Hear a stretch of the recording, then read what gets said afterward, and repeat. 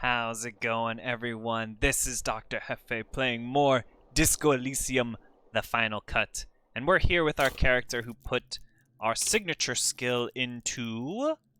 Savoir-faire. Savoir-faire. Thank you. Savoir-faire. And here are our abilities. We are very high in physique, okay in motorics, pretty low in psyche, and terrible in intellect.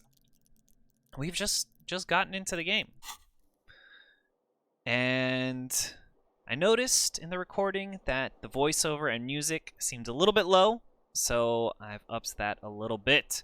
And we're in it. We're in the game. So it looks like I can right-click to highlight interactable objects. I just wanted to go over here and look at the morale. So this, again, is one of our health pools that is basically tied to our volition stat. And here we have health, which, I mean, obviously a health pool, but this is tied to our physique and more specifically our endurance stat. So yeah, that is our character. We have just been brought back into the meat bag body. Goodbye, ancient reptilian brain. Goodbye, limbic system. Let's grab some pants. Let's take them all. We have some flare-cut trousers. We've immediately put them on. We now have an inventory. Let's see what this little dot has to say. You hear a jingle. Keys are clinking in the pocket of your flare-cut pants. What? They got voiceovers for the voices that we're hearing? This is perception. We're hearing the voice in our head, and we're hearing it with the voiceover. This is so cool. The final cut. It's on sale. 20% off through April 9th. Oh my goodness. All right, let's fish out the keys. Whirling in rags on the aluminium key ring. There is a single key on the ring. The number 1 is etched on it. It should open the door. Great. We found our keys. Hooray! So let's look at our inventory. We have clothes, items, interact. We basically have nothing right now.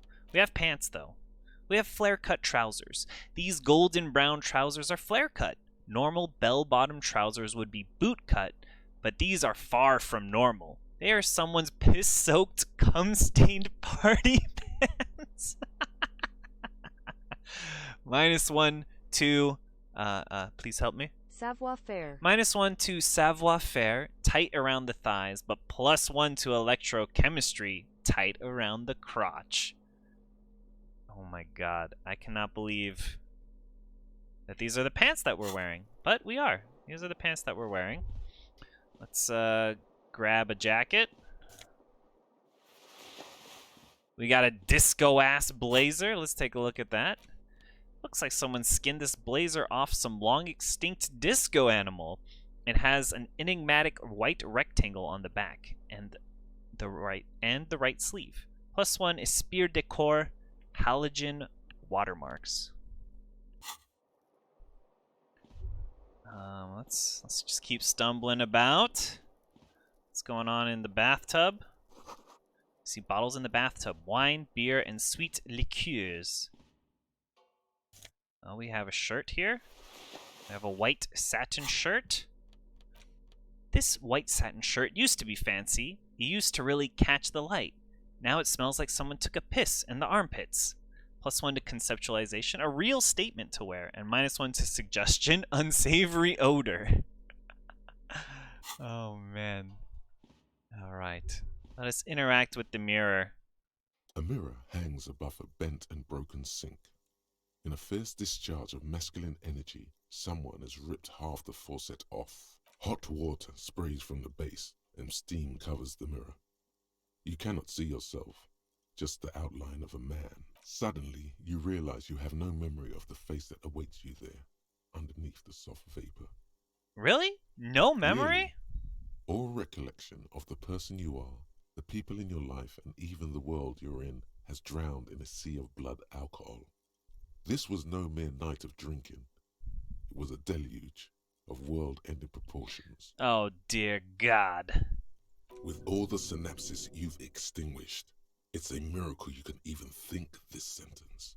You've interrupted a true act of self-annulment here. Okay. It's time to wipe the As mirror. you slowly reach your hand towards the surface of the mirror. Abort. You clearly have not thought this through. You won't like what you see there, and you will never unbecome it. I don't care. Behold, Hey, it's you me. have no idea who this thing is, do you? Dear Lord, help me. What is this? Whatever it is, at least it's dead now. There's clearly rigor mortis on your face. Oh wait, is that an expression? Are you trying to make an expression with that face? Yeah. I have no idea why it's there. It just Please is. stop. It's horrible. You're scaring yourself. No. We're gonna keep this beautiful face. You can't, can you? It's like it's not even voluntary anymore. You have worn that grin into your face, and now it won't come off. What does it even mean? What is the emotion you're trying to convey? These options. Oh, these options are beautiful. Let's dive deep into our pain. You are correct. Encyclopedia Legendary. Dig deep into your mind to locate the source of the expression. So this comes to our skill checks. So we have very low. So 1-1 always loses. 6-6 always wins. So we have some dice rolls. And then if we hover over it, can I hover over it? It's not telling me anything. But basically we have a 1 skill, and this thing is very difficult to do. So yeah, basically we can't do it. Electrochemistry, impossible. Attempt to stop the expression from happening. Wow, these skill checks are really high compared to the non-hardcore version. So let's just leave the mirror alone for now. We'll be fine. We don't need to make our face look any different. We're cool. Man, we are having a hard time today, though. Let's see if we can interact with this. Two chain pull switches. One ends in a tiny fan, the other in a light bulb. A truly horrific necktie has somehow attached itself to one of the blades. Time for our savoir-faire. We're gonna grab that tie. Here we go.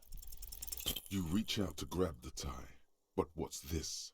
Diffuse, radiating chest pain. Doom comes over you. You can take it. Just breathe in slowly. Okay, we'll breathe in slowly. This is not a real heart attack. This is a joke. It's probably just your lungs or your esophagus. The esophagus does practically nothing. Yeah, screw that frickin' esophagus. Alright, let's pull on the fan. The blades come squeaking to a halt. It should be easier to reach the tie now. You know what? You know what's gonna make it easier to reach the tie? We take off these frickin' pants. They're ruining our savoir-faire. So, clothing is an important part of the game. This fan has two chain What you decide to wear can affect how easy it is to make something happen. It's released from the blade. What you have in your hand is a truly hideous necktie with 4 or 5 different patterns. The knot reminds you of a noose. Well, I hope that we put that tie on. Here we go. We have our pants. We have the horrific necktie, +1 to Inland Empire. We have a vivid imagination. The necktie is adorned with a garish pattern. It's disturbingly vivid. Somehow you feel as if it would be wrong to ever take it off. It's your friend now. You will betray it if you change it for some boring scarf. Alright. I wonder what happens if we keep this necktie on. The window stands broken in its frame. Cold wind blows in. The morning light hurts your eyes. It's hazy, but you see the ocean and some war-torn buildings. Oh, let's try some visual calculus. The shards face outward. Success. Whatever broke this window came from the inside. Did I break it with my own hands? A fine web of scarring covers the back of your right hand, but none of it is recent. What More did likely this a then? projectile than a held object. There are no fragments on the floor from pulling a tool back in after impact. Wait, what the hell am I doing? I'm tripping out. Something you've done before. Okay, I'll assess the size of the impact. It is too large for a bullet, yet too small for a piece of furniture. You're looking for something heavy and larger than your fist, like the green shoe that's on the hat rack in the corner, Oh, which, green shoe. coincidentally, is missing its friend. Uh-huh. Congratulations. You smashed the window with your own shoe. Now you only have one. If you're lucky, you can still find the other on the balcony outside. The door to it should be outside your room. Maybe it wasn't You me. mean someone else took your shoe off and smashed the window with it? It's a possibility. All right, I'm a big burly dude. I need some shoes to walk around in. Cool wind gushes in. Your toes curl up from the cold. Oh, don't want to be walking around in the cold with no shoes on. Oh, and now we have a journal. We have tasks. Seems like your green snakeskin shoe is missing its partner. You should find it before you go venturing into the wild unknown. 2 shoes are better than 1. Unite them again. We have a map, but we don't have a map. We don't have a map. We don't have a map right now. This magnum-sized bottle of Commodore Red is empty. We have an empty cassette tape. Someone tore out the tape while the song was playing. This reel-to-reel tape player is still on, rolling empty. Well, let us grab our shoe. Green shoe, left foot. We have 1 shoe on. What does that even look like? This green crocodile leather shoe has a high heel and chrome embellishments. It fits your left foot perfectly. Now all that remains is to find the other shoe. I wonder where it could be. We've managed to make it outside. Our hangover appears to be doing all right. There's a yellow dot here. There's something on the table. Money. We are rich.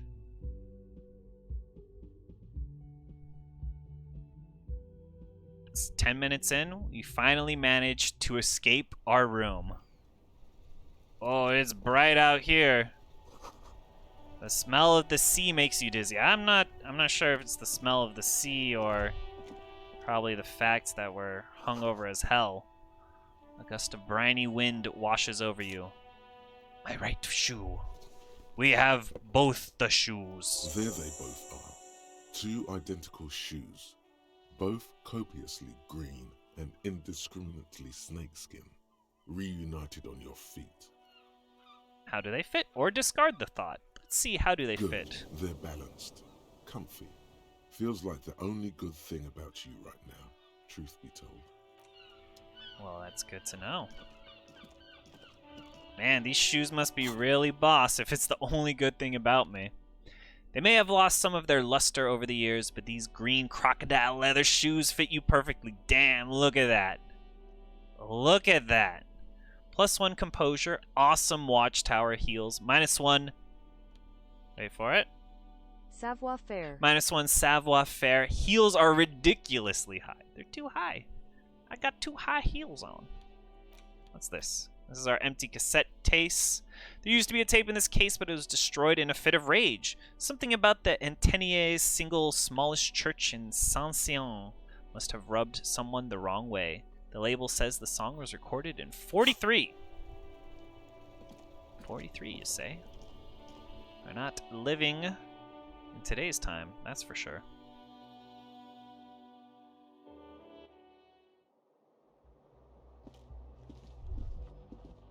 Okay, here we go.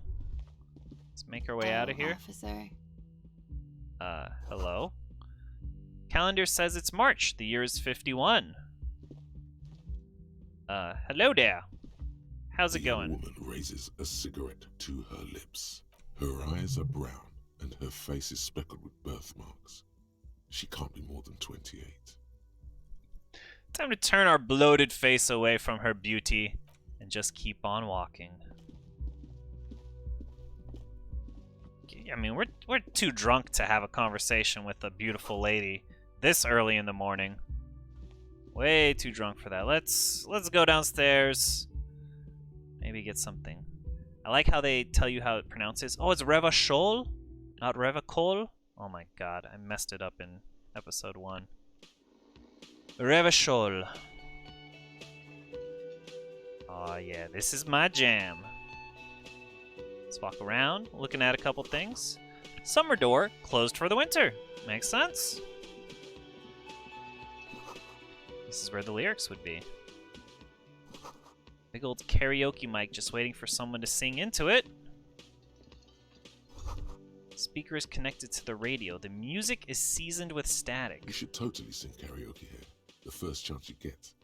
Your emotions need to be expressed. People need to know your vast, oceanic soul. My soul's cubic content, it is obscured by the hangover. Of course, at this point, precise measurements of your soul can only be performed from the outside. It needs to be heard through a PA system by other people. Oh yeah, people are gonna be hearing my soul, baby. Whether they like it or not. Whether they Right up their like ears, it says your or adrenaline not. gland.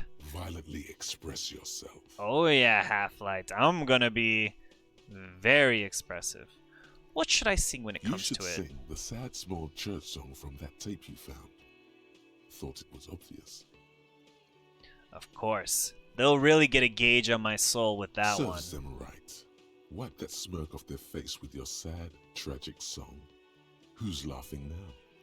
No one. You would need another copy of the tape first, though. The one upstairs is destroyed. Oh no, not my tape. Who destroyed it?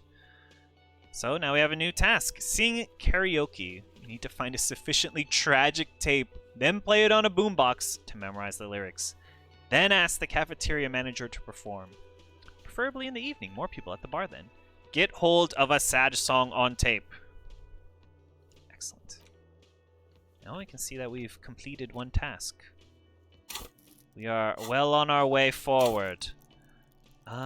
Let's see. We completed the savoir-faire task, but we already looked at this one before. Let's see what Half-Light has to say. That guy seemed pretty cool. Cool for high-strung investigators. Shoot now, ask questions later, cops. Surprise, haters. Half-Light is your fight or flight response. It enables you to sense the way situations are about to turn. It injects palpable fear into your heart. Fear that urges you to act before it's too late to act ever again. Fear that makes you frighten others. It is the aggression that lets you squeeze every last drop of information out of a witness. At high levels, Half-Light makes you ultra attuned to the world. It is perpetual fear of your own shadow, of someone else's name or scent. You'll be ready, always, to pounce and physically interrogate passers-by. At low levels, however, you'll find your survival instinct is lacking, and your methods limp-wristed. Those who respect violence will not respect you. Oh, so we are very strong in the ways of violence. You, sir? A man in his late 20s. Tell us what is going on. Inspecting a stuffed seabird. As you approach, he gives you a sideways glance, then looks down again. That was disdain in his eyes. Even now he's purposely ignoring. Oh, he's disdainful of me? Something tells me you don't like me. Oh no, you're a hero. A real hero cop. So not only am I a cop, but I'm also a Yes, hero. you are. A real decorated hero. Ah, tell me. Tell me of my great deeds, Gart, the cafeteria manager. What did you not do? First you took the body down, then you solved the murder, then you didn't trash my hostel room. Maybe you even negotiated the strike. Really? I did all of those things. Remember, our character has very low intellect. I did all of those things, you No, say? you see, actually, you didn't. You haven't done anything even remotely useful since you got here. Oh. Really? What have I been doing then? No, you I seen haven't me seen around? you around. I'm not always here. Oh. Fair enough. What's up with your bird? A competent work of taxidermy. The white and brown seabird lies among piles of coasters and drying mugs. One of its wings broken. The man is trying to mend it. Looks like the bird was ripped off the shield that was used to mount it. Most likely on a wall. So, what happened to the bird? Look, your buddy is over there. He looks at the doors where a man in a bomber jacket is tapping his foot on the floor. Why don't you go and talk to him, okay? What do you mean, my He buddy? pretends not to hear you, concentrating on the bird instead. This man doesn't seem to respect violence. Doesn't seem like he's respecting me. Well, let's take some drugs that we just found. As you can see, we can use it to increase our health. And what's up with this thing? A water cooler. Oh. The menu has been wiped clean. Only the word Monday is written on it. Today must be Monday? What's this dot all about? The soft purr of an electric juicer comes from the kitchen. Someone is working. Let me in. Let me into the kitchen. Kitchen reserved for personnel until 13. Oh, we're using military time here, I see. Are you my buddy? I ain't your bespectacled pal, man in guy. an orange bomber jacket is tapping his foot on the floor. Looks like he's waiting for someone. You. Me? As you approach, he narrows his eyes and extends his hand in greeting. Oh, let's give him the power shake. We're a big burly man. Hello. I'm Kim Kitsuragi, Lieutenant, Precinct 57. You must be from the 41st. You realize he's waiting for your name. My name? Oh, yes. Yes, let us go into some conceptualization and create our name. Conceptualization. Let's get a little taste of what it is. Cool for creatives, psychedelic fanciers, and critics. Conceptualization has a special role it wants you to play in this world. Not the role of cop, but of art cop. It enables you to make fresh associations, to delve into world concepts from Jan Karp's postmodernist carpery to Revachol's arabesque architectural style, Dada, and even the concept of hardcore. And then, importantly, to add your own contribution to these works. At high levels, conceptualization makes you go big, perhaps too big. It is ostentatious, demanding grand displays. Why live life when you can throw yourself into a live volcano? At low levels, however, you will be unable to see the world in a creative light. You'll be unable to contribute to conversations in an art gallery. Only boring people will invite you to their dust parties. Wow, we're not a boring person. But anyway, let's come up with a great name for ourselves. Raphael Ambrosius Cousteau. Raphael Ambrosius Cousteau. It's very cool, but won't I come off like a douche if I call myself that? No, you won't. Raphael Ambrosius Cousteau. Sounds solemn and historical. This is an opportunity to start your life anew as a classier person. My name is Raphael Ambrosius Cousteau. Yes. Well, it looks like we had a little scheduling error on Sunday. Saturday too, actually. Have you had time to talk to the manager here? You mean him? Yeah, I just talked If to you him. don't mind, we should talk to him again. Ask him for a rundown of the area. Now that I'm here as well. I understand the scene is out back, right? Scene? It also wouldn't hurt to assure him the police are finally here. In full force, I mean. Have you mapped out the initial interviews? What the heck is this guy talking about? What do you mean interviews? At the 57th, we like to prepare an initial list of persons of interest, and then just skim the surface. Prepare the field, get to know the players. You don't do that? Maybe it's not an inter-district practice. Yeah, anyway, yeah, sure, I've done it, Good. of course. But even if you haven't, we'll have time for that after we take a look at the coroner's case. Okay, sure, whatever you say, As you Kim remove the Kitsuragi. dead body from the tree. Dead body? What? Mm-hmm. I don't like dead. What do you mean? I don't like dead Sure. bodies. But did you take it down from the tree? Yeah, for sure I did. Completely. Does that mean you took the body down from the tree? Yeah. Does that mean the body is no longer in the tree? No. So the body is still in the tree. This is the first time you detect a weariness in the lieutenant's voice. It is obvious he would have preferred for the body to no longer be in the tree. Really? Why? I mean, what What do you care about a body being in a Well, tree? it has been hanging for 7 days straight. Oh. We should go there as soon as we are done talking to the owner. Oh. What a shame. Get to it now. Rip that body down from the tree. All right, physical instrument. Sounds like a great idea. Don't worry about the body. I'll rip After it it's down. been up in a tree for that long, any kind of ripping is inadvisable. Well, don't worry. I'm super ripped. I'm super swole. Okay, I mean, we have all these things we could tell him, but yeah, let's just ask, how can you be so sure I'm from the police? How does he I know? was sent here to meet a detective from Precinct 41. You have the insignia of the Citizens Militia on your sleeve and on your back. Oh, my I jacket. suppose you could be impersonating him. You could have gotten the insignia from the black market or forged it. But for now, I'm going to set those possibilities aside. I'm not from the Inspectorate General. What? Inspector General? What are you talking Internal about? affairs. And I'm not them. I'm from criminal investigation. So these white rectangles on my jacket? That's what you're talking about? Yes, They're just white they're rectangles. not just white rectangles. They bear a halogen watermark with the letters RCM and a pattern resembling the street grid of Revachol West. Revachol West, I huh? would ask you to step into the headlights of my motor carriage, but again, it's none of my concern.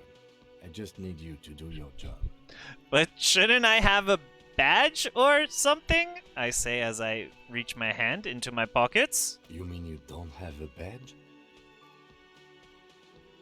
Yeah, I have my badge. I'm a policeman, and I have my badge. If you didn't have your badge, then that would be very bad. You would need to report it on my shortwave. But since you do have it, we can go straight to the task at hand.